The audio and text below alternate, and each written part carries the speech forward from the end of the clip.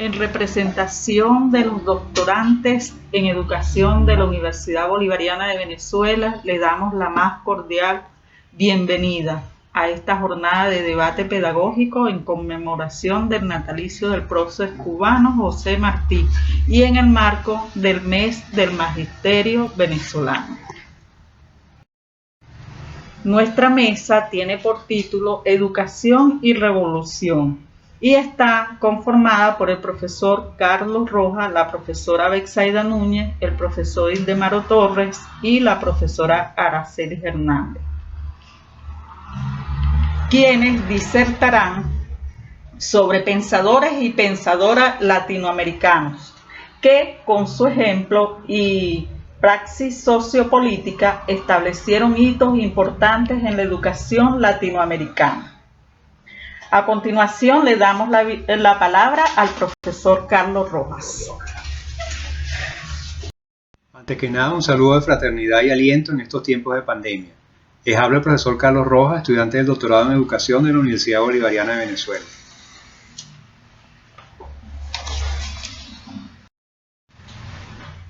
Me tocó la fortuna de exponer, si sea brevemente, lo que pudiéramos llamar las ideas pedagógicas de Fidel Castro, el líder revolucionario de la Revolución Cubana y cuyos gestos y ejecutorias en el campo socialista ya constituyen una tradición dentro de la izquierda mundial. Basta decir que le tocó materializar una revolución en Latinoamérica en el contexto de la Guerra Fría y que no solo combatió y venció a la sanguinaria dictadura de Batista, sino que pudo resistir los ataques del imperialismo más feroz y sanguinario de la historia, el de Estados Unidos. Lo otro es enfatizar que Fidel, como líder revolucionario triunfante, pudo construir un sistema educativo inclusivo, de manera que en él las ideas encarnaron felizmente en la realidad histórica. Decir que una pedagogía es marxista en sus principios y socialista en su ejecución es decir muchas cosas, pero sobre todo señalar dos rasgos fundamentales. El primero es que por ser marxista es una pedagogía de clase que combate a la clase burguesa y su concepción individualista de la educación. Y lo otro es señalar que en la escuela socialista se alienta el principio de solidaridad en contraposición con la escuela capitalista, que se alienta el principio de la competencia. Y el principio de solidaridad es fundamental en la escuela socialista, en el entendido de que vivimos en sociedades desiguales donde una mayoría rica y pudiente suele monopolizar los bienes materiales y espirituales, en desmedro de las grandes mayorías. Las fuentes utilizadas aparecen allí: La historia de mi Soledad, de 1953, en la que Fidel ya señala la importancia de apoyar a los maestros de la educación elemental, incluso facilitarles el uso gratuito de los medios de transporte, asignarles un salario digno, que para ese entonces serían 300 o 400 pesos, y permitirles que cada 5 años puedan capacitarse en cursos dentro y fuera del país durante 6 meses con un sueldo, con sueldo.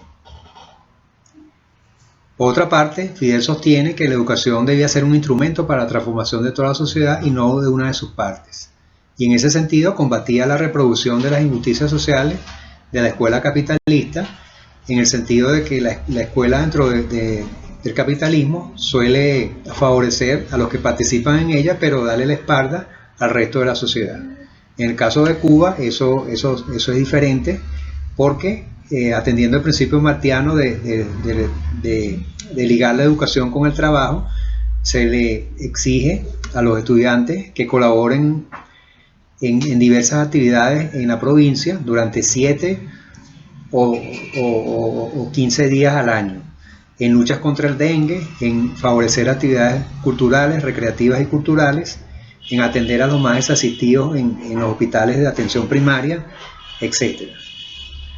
Por otra parte, Fidel renuncia, también siguiendo en este sentido la concepción marxista de la educación, la famosa trinchera de ideas. Es decir, que no basta que un ciudadano sea educado, sino que debe de confrontar las ideas propias del imperialismo, las que más afectan a los países en desarrollo.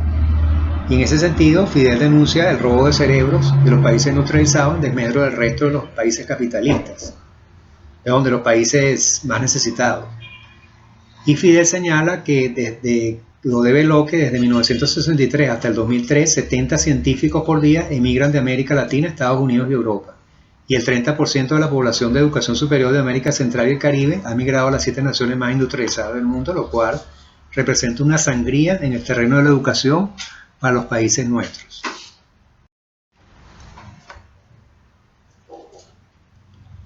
Finalmente, debemos señalar que Fidel, y en esto le seguimos las ideas en este sentido aportadas por Paulo Freire, se materializó como un líder revolucionario, problematizó a través del análisis crítico la realidad problema que le tocó enfrentar, que en su época representaba alrededor del 80% del 80% de la población que estaba en una situación de analfabetismo, lo cual es gravísimo. Por otra parte, los números de graduados para 1959 apenas llegaban a 400.000 personas de 7 millones de habitantes, y los de graduados universitarios 30.000. Pero en el curso de la Revolución Cubana todo esto se revirtió y más de 11 millones de cubanos tienen una educación de por lo menos 9 grados de escolaridad, mientras el número de graduados universitarios intelectuales alcanza la cifra aproximada de 800.000. Por otra parte, ya Cuba para el 2003 podía afirmar que tenía índices comparables incluso a los países más desarrollados en el área de la educación, como por ejemplo el número de docentes per cápita, el número de alumnos por aula y los conocimientos de lenguaje y matemática en los niños de primaria. Además, tenía unos índices de escolarización que difícilmente otro país podía alcanzar, y también de retención escolar, y el porcentaje de graduados de sexto y noveno grado que casi es universal.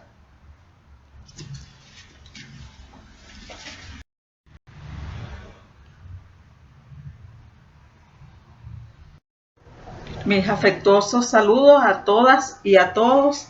Les habla la doctorante en educación Betsaida Núñez, quien en lo adelante tratará algunos aspectos relacionados con las ideas pedagógicas y revolucionarias de Gabriela Mistral. Gabriela, como maestra y directora del Liceo de Niñas número 6 en Santiago de Chile, escribe su famoso decálogo del maestro que ustedes pueden apreciar en la presentación, en el que se perciben ideas innovadoras en materia de educación que se pueden asociar con el movimiento de la escuela nueva, que estaba en auge para la época y que se caracterizaba principalmente por su oposición a la escuela tradicional. En el mismo enumera aquellas acciones que no deben olvidarse cuando se enseña: amar, simplificar, insistir, enseñar, vivificar y pensar, las cuales son algunas de las invitaciones que hace Mistral a todos quienes dedican su vida al aula y a los estudiantes. Lucila Godoy Alcayaga nació el 7 de abril de 1889 en la ciudad de Vicuña, Chile. Ella toma del escritor francés Frédéric Mistral el apellido y del poeta italiano Gabriele D'Annunzio el nombre. Gabriela Mistral, como poetisa, escritora, maestra y revolucionaria, centró su atención en la pedagogía dirigida a la escuela con una concepción como portadora de un saber tanto transformador como emancipador, y el de la experiencia autónoma del propio educando con una elocutiva mística de sus textos más conocidos sobre la belleza y la gracia en la pedagogía. Es imposible que un solo maestro pueda educar a más de 10 niños. Esos colegios con muchísimos niños son masas sin espíritu. Yo, en esta materia, he llegado a un escepticismo muy grande y creo cada vez más en la cultura autodidáctica. Y para esto tenemos las bibliotecas. No olviden nunca la solidez de lo que se aprende solo, rasguñándose en la soledad del cerebro. Mistral deja su labor educacional e ingresa en el mundo diplomático, marcando un cambio en su lugar de luchas. Su labor educacional se sobrepasa el interés de un Estado particular y se proyecta sobre el problema pedagógico en un sentido global. Allí la educación de la infancia revela claramente la parcialidad del Estado. Lo vemos en la Cruz Roja de los Niños. Ella permitiría abordar lo que no puede el Estado ajeno a una conciencia internacional, contraria al nacionalismo de entreguerras, hacia la cual camina la humanidad. Marque el especie a los poltrones y a los egoístas que hablan de espíritu internacional o como de una bobada o como de una traición. Después advierte, no se asustan de las internacionales del fierro o del carbón. Ellos están bastante allegados a esas internacionales y también a la de la banca. Pues que no pongan cara ácida a la internacional de la educación. La dimensión internacional nutre una línea de reflexión que parte en 1927 en Estados Unidos y nosotros, escrito ante la amenaza del imperialismo norteamericano, tras los sucesos de la guerra constitucionalista en Nicaragua, por lo que se permite criticar a una América blanca sin gramo indio, en la que el indio no se nombra nunca, en la que el problema de las razas no existe y a la cual dirige un precioso sermón latinizante. En esos textos interroga el sentido y la construcción de un nosotros que muta en diversas relaciones de contraste. Geográfico, norte y sur. Lingüístico, portugués-español. Y étnico, indio, criollo, yanqui. La respuesta a su continua inquietud parece ser siempre el de la pluralidad del nosotros. Cualquier americano que aspire a hacerse una conciencia de tal, cualquier hombre o mujer del sur que se decida a tomar posesión de la raza en totalidad, aquí ha de venir, como yo he venido a la Guatemala de Quirigua a hacer en sus piedras santas la turbadora averiguación del alma maya, dice a inicio de los 30. Es por ello que Mistral en esta época reafirmará su origen y su conciencia de lo popular. En 1938, en una carta a destinatario desconocido, lo señala así: estoy con los descontentos, sinceros y ardientes, que no son los agentes de un nuevo logrerismo. Estoy con los despertadores de esta fabulosa modorra de las conciencias que vivimos en América desde 1810. El cuadro crítico que articula un Estado parcial, una clase media descastada, la miseria del pueblo, que ella identifica con la clase campesina, y el rol alienado de los maestros se completa con su visión del lugar de la escuela como agencia formadora. Si el Estado docente es ahora para Mistral un trus para la manipulación de las conciencias que hace preferible su rol subsidiario y la creación de escuelas comprometidas, la escuela que éste propicia será un espacio deshumanizador. Para finalizar, se puede reafirmar que Gabriela Mistral, además de su espíritu de poetisa, escritora, maestra y revolucionaria, fue una gran luchadora social que no creía en la farsa pedagógica ya de todas partes.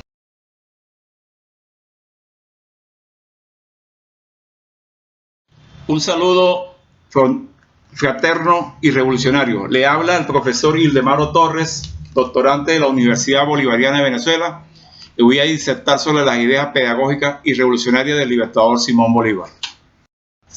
Simón Bolívar fue una de las figuras políticas y militares más destacadas e importantes en el desarrollo de la emancipación de América Latina.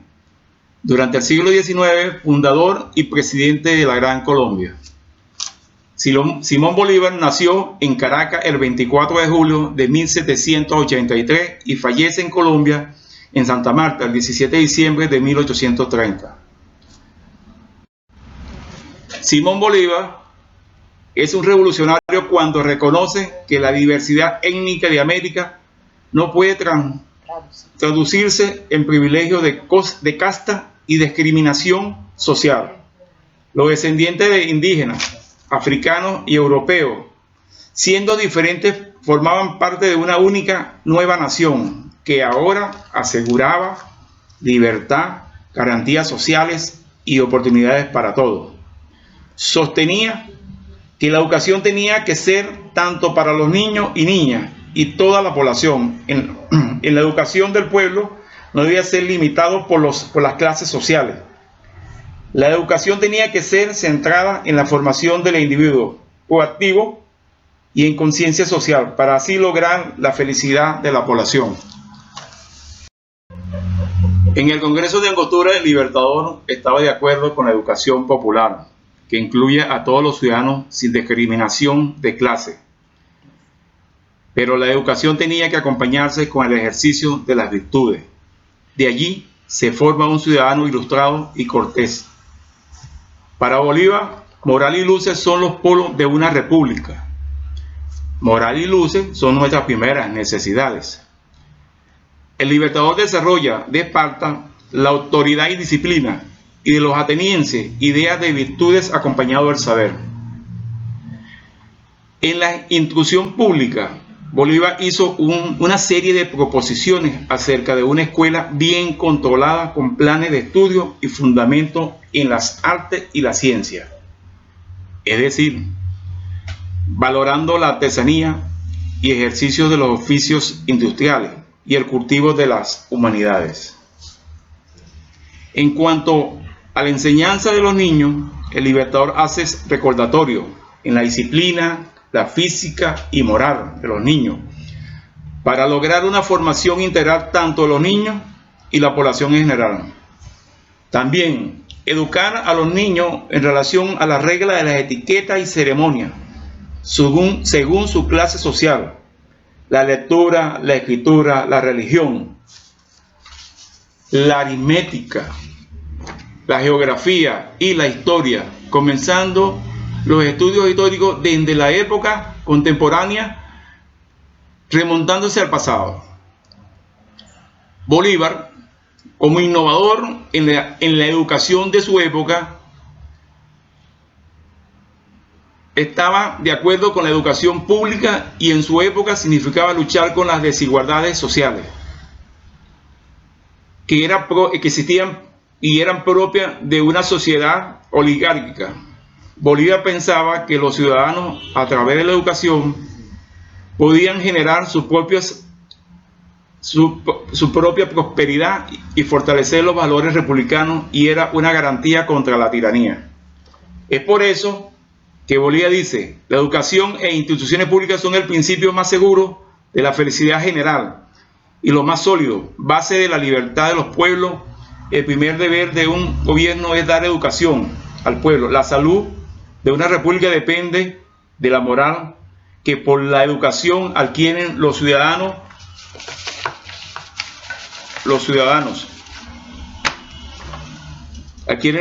en su infancia. No puede haber república sin mujeres y hombres educados para la libertad. Solo los tiranos están interesados en privar a los pueblos de la educación, pues, como el mismo Bolívar lo advierte, un pueblo ignorante es instrumento ciego de su propia destrucción.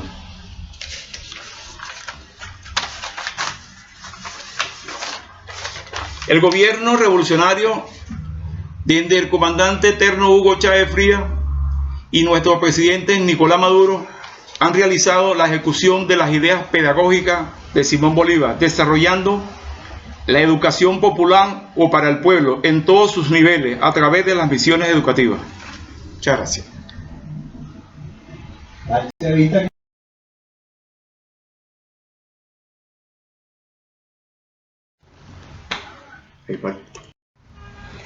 El comandante Ernesto Che Guevara, nace en Argentina en 1928 y es asesinado en Bolivia por la CIA en 1967. Es importante señalar que su pensamiento pedagógico y su producción teórica es de tradición marxista latinoamericana, lo que le permitió analizar las realidades estructurales creadas por el capitalismo a nivel económico, político, cultural, mostrando en sus escritos y discursos preocupación por buscar soluciones a dichos problemas, proponiendo la construcción del socialismo para todos los países. Su pensamiento es crítico, emancipador, humanista, centrado en el hombre, es decir, en el ser humano, para la toma de conciencia y liberación de sus capacidades creadoras. Asimismo, su pensamiento tributa a la construcción del socialismo y su praxis social. Así lo demuestra en sus actuaciones en la lucha, triunfo y trabajo arduo en Cuba, a lo interno y externo con las masas y sus líderes. Su pensamiento pedagógico tiene un enfoque de totalidad social, donde la economía, la ideología, la política, la ética, el arte, la cultura transversaliza la educación no solo institucionalizada, que depende de la familia y del Estado revolucionario y que él define como educación directa, sino también de la educación de las masas que se educan en el proceso de cambio que implica la revolución. Su concepción del mundo y de la revolución está basada en una concepción materialista de la historia, cuyo método dialéctico busca comprender, explicar la realidad social para transformarla. Es una pedagogía social dirigida a la educación indirecta de las masas, donde sus líderes revolucionarios, los cuadros medios del partido y el pueblo, se educa con el ejemplo, con ética, como lo demostró realizando trabajo voluntario.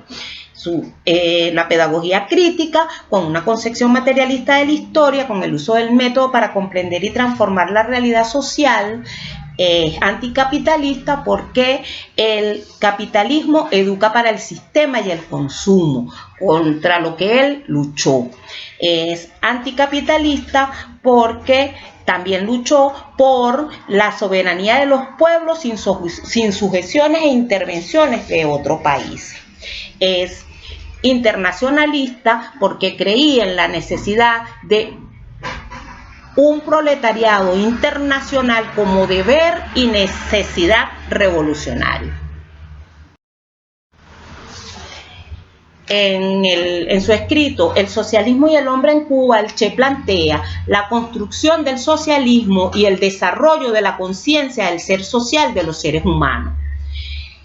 Nos habló de la enajenación de la sociedad y del ser humano, la cual se supera con el libre ejercicio del trabajo liberado, a través del desarrollo de la cultura y el arte. También señaló que en los periodos de transición de la construcción del socialismo se da la lucha de clases y se hace imprescindible elaborar una teoría económica y política que privilegie la formación del hombre nuevo y el desarrollo de la técnica. En sus escritos contra el burocratismo plantea como un problema escandaloso la falta de conocimientos de manejo real de las técnicas que exige una labor determinada, aparte de la ausencia de compromiso de una actitud revolucionaria. En cuanto al discurso en el auditorio de la Universidad Marta Abreu de las Villas, al recibir el doctorado honoris causa en 1959, discurso dirigido a la universidad, estudiantes, profesores y autoridades, señaló que la universidad debe ser flexible, pintarse de negro, de mulato, de obrero, de campesino, o quedarse sin puertas, y el pueblo las romperá y él pintará la universidad de los colores que le parezca. De esta manera hemos concluido las disertaciones de la mesa Educación y Revolución. Agradecemos su apoyo y su participación. Especialmente damos las gracias al doctor Ramón Moreno de la Unidad Curricular Educación Emancipadora, Pedagogía Crítica y Educación Popular, a la doctora Leslie Vargas, profesora del Seminario 2, y al doctor Luis Mesone, coordinador del doctorado en Educación de la Universidad Bolivariana de Venezuela.